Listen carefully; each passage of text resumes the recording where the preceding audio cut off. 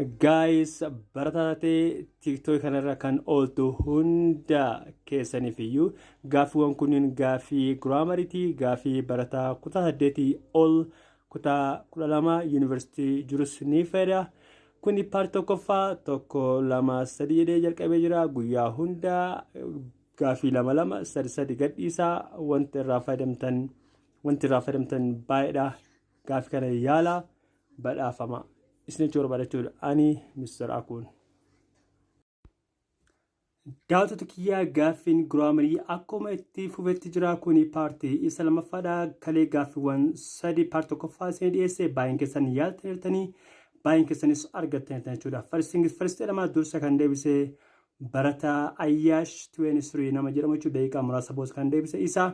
Namoonni kun argattanis kan dursa deebise badhaasa waan ta'eef jechuudha. Badhaasa keessan naa erguu dandeetta jechuudha. Lakkoofsa jechuudha. Gaaffiin hadhas gaaffii salphaa kana fakkaata gaaffii giraamariitii irraa fayyadamaa wanta barumsa of keessaa qabu kutaa 7 ol 8 ol 11 12 haga yuunivarsiitii barsaa ta'us gaaffiiwwan akkana fakkaatu walitti aansa isinii ergaa. Kun paartii lammaffaadha.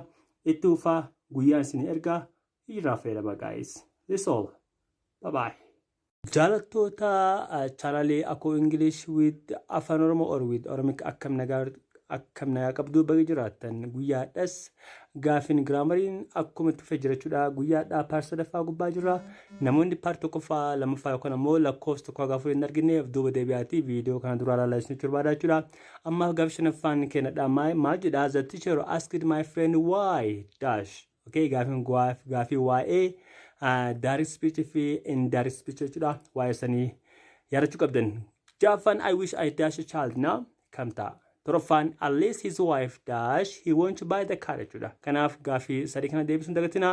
Namni dura deebise ammas ni badhaafama. Gaaffii paartii lamaffaa kalee kan deebise I wouldn't have drink a beer jedhuuf namni sirriitti deebise maqaan isaa Biliyyee jedhama. Biliyyee koomentii keessatti na dubbisi kaartii kee fudhadhu. That's it. Bye bye.